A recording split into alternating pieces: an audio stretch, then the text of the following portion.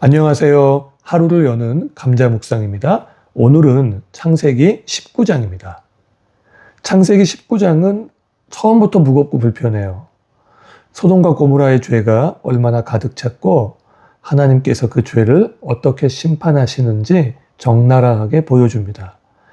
하나님은 죄를 공의로 심판하시지만 그 가운데에서도 롯과 그의 가족을 자비로 끌어내어 구원하십니다. 단락의 흐름을 살펴볼게요. 1절부터 11절까지는 소돔의 죄악과 롯의 환대입니다. 소돔 성문에 앉았던 롯이 두 천사를 맞이하잖아요. 롯이 소돔 성문에 앉은 건 지리적 위치가 아니라 소돔 사회 안에 깊이 자리 잡았음을 보여줍니다. 롯은 천사를 어느 정도 환대했으나 소돔 사람들이 내놓으라고 위협하고 동성 성폭행을 시도합니다. 이 장면은 소돔의 죄가 단순한 개인적 타락이 아니라 도시 전체로 번져 있는 상태, 무너진 모습을 보여줍니다.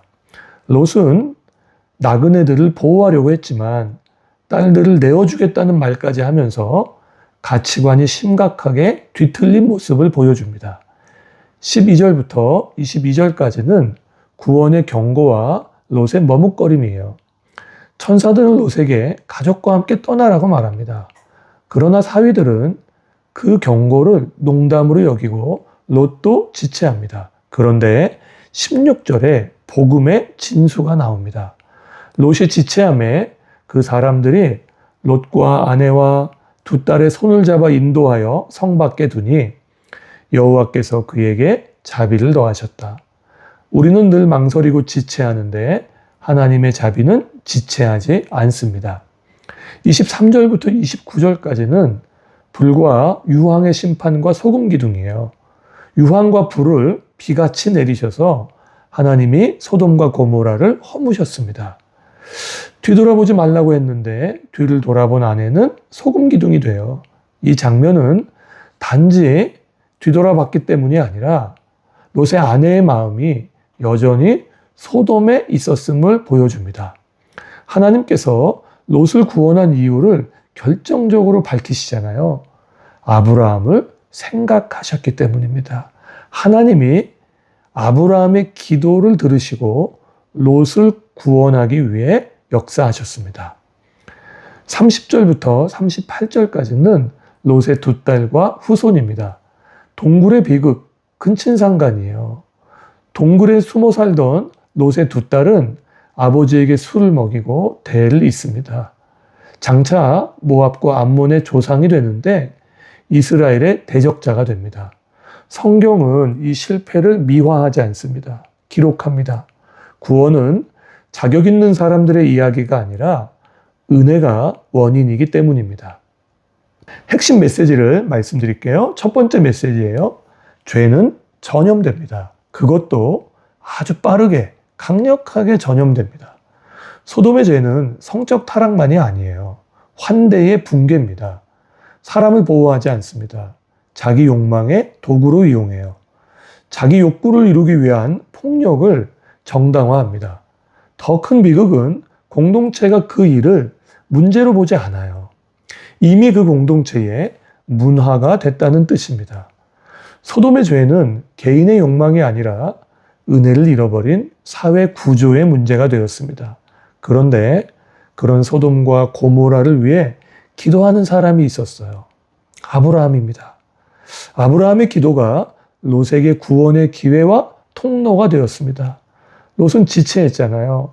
타협했고 미련도 많았습니다.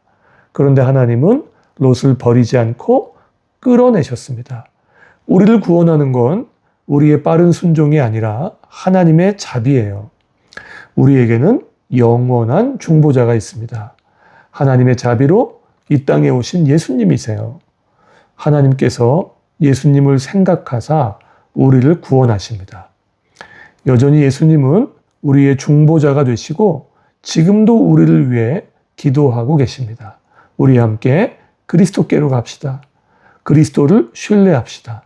오늘날 우리 사회를 위해서 기도하는 공동체가 있습니다. 교회예요.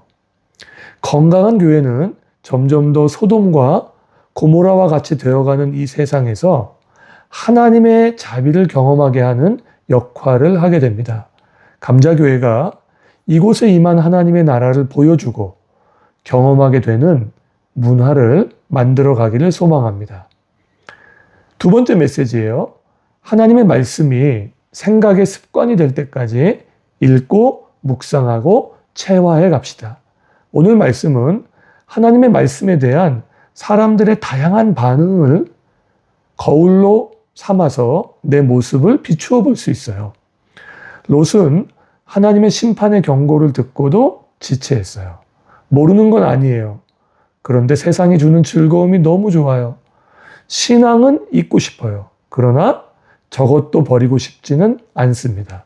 언제나 망설여요. 생각이 복잡해요. 그러나 결심은 하지 않아요.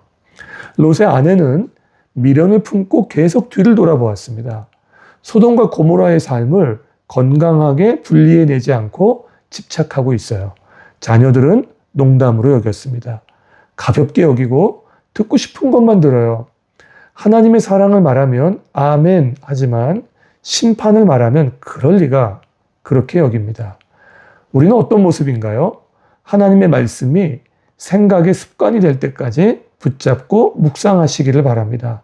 지체가 아니라 속히 움직이고 미련이 아니라 앞을 향해 담대히 나아가고 듣고 싶은 말씀만이 아니라 들어야 할 말씀을 듣는 은혜가 있기를 소망합니다. 오늘의 한마디, 우리의 지체함보다 하나님의 인자하심이 더 큽니다. 묵상 질문이에요. 첫째, 나는 겉으로는 믿음의 길을 걷는 것 같지만 속 안에서는 여전히 놓지 못한 소돔이 있나요? 내 삶이 가장 시급하게 떠나야 할 소돔, 마음의 방향일 수도 있어요. 삶의 자리일 수도 있습니다. 어디인가요? 둘째, 나는 내 의지와 결단보다는 하나님의 자비를 더 신뢰하고 있나요? 내 손을 잡아 이끄시는 하나님의 손길을 느끼고 계신가요? 오직 예수님의 보혈을 의지하여 담대히 하나님께 나아가는 하루가 되기를 바랍니다.